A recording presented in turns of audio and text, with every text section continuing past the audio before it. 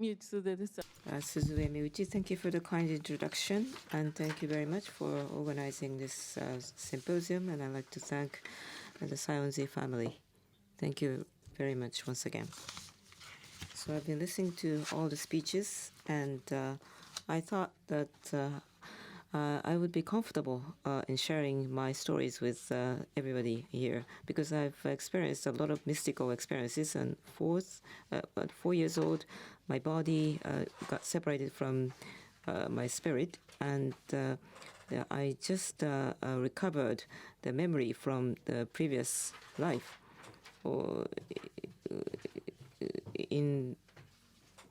It was a white male who died in his 70s, and he was a novelist. That is my former life, and that's why I'm drawing the cartoons now, probably. And so the spirit and reincarnation and that resides in me is something that I've experienced in person. And there's near-death experience that was mentioned. And actually, in February last year, my husband collapsed, and his heart and lung stopped, and he died for once. And then for 3 weeks he was unconscious, but then he came back, and he just said that me here why.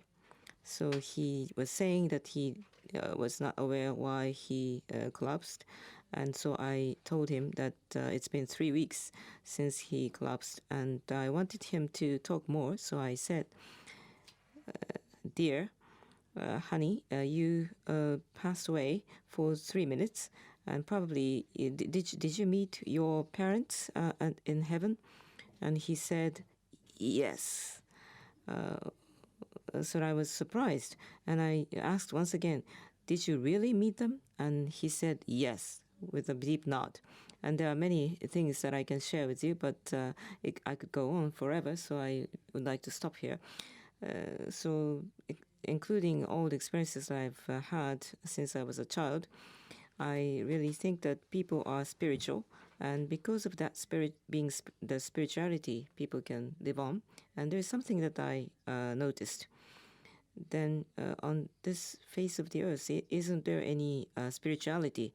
Because I believe that the earth is the form of life, and we were allowed to live on the face of the earth. So maybe we human beings are the bacteria that are residing in the human being's body. We were just maybe we're not aware that we are inside of the huge form of life called Earth.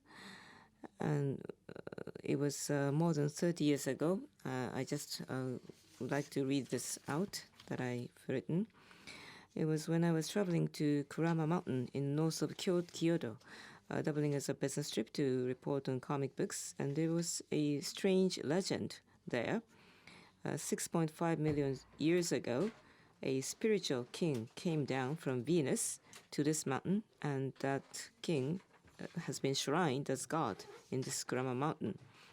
And in this legend, that God seems to be an eternal good-looking boy who in his appearance was 16 years old. And I was attracted to the fact that there's a good-looking eternal good-looking boy, and I wanted to meet him and describe him in my comic.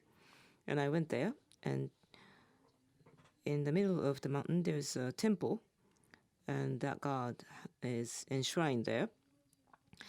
And they were praying for peace of the earth, not the world peace, not people, the peace of the people, but peace for the earth.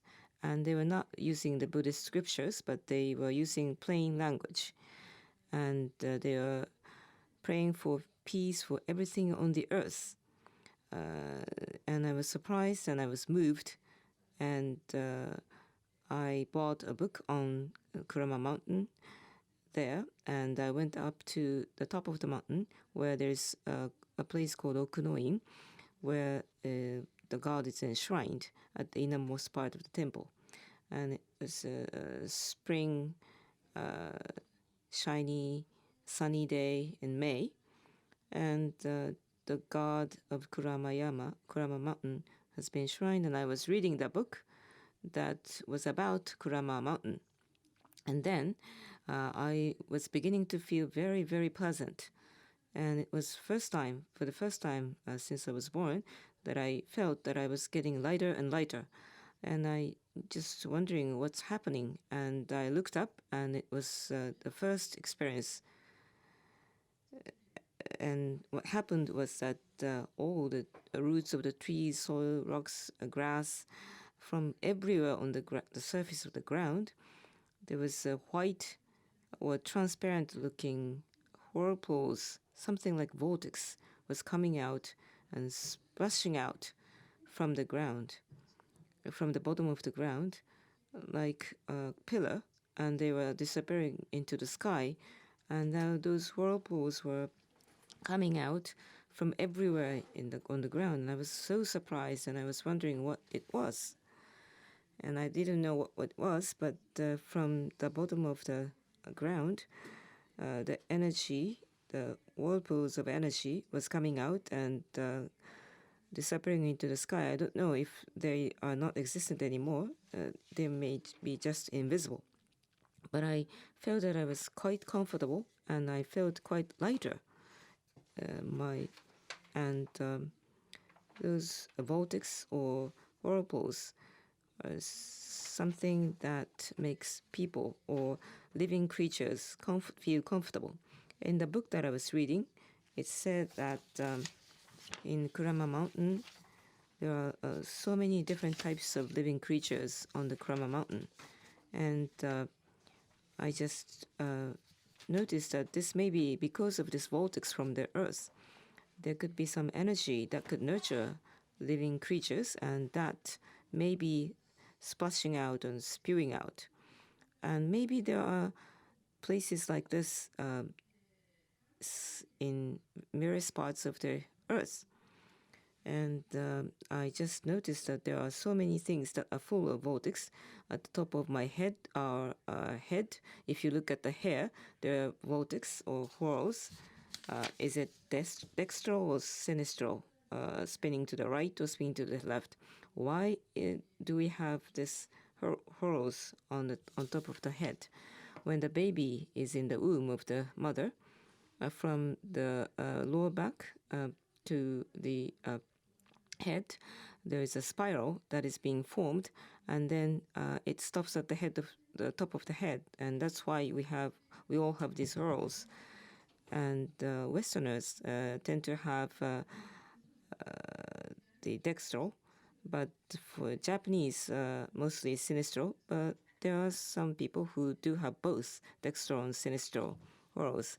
I'm sorry, I'm deviating from my main topic, but it's you can find vortex on the feet or the fingers of the hands called fingerprints, and there's also cochlea in the back of the ear, and there's also spiral helix in the DNA, and the baby comes out of the mother's stomach drawing a shape of a spiral.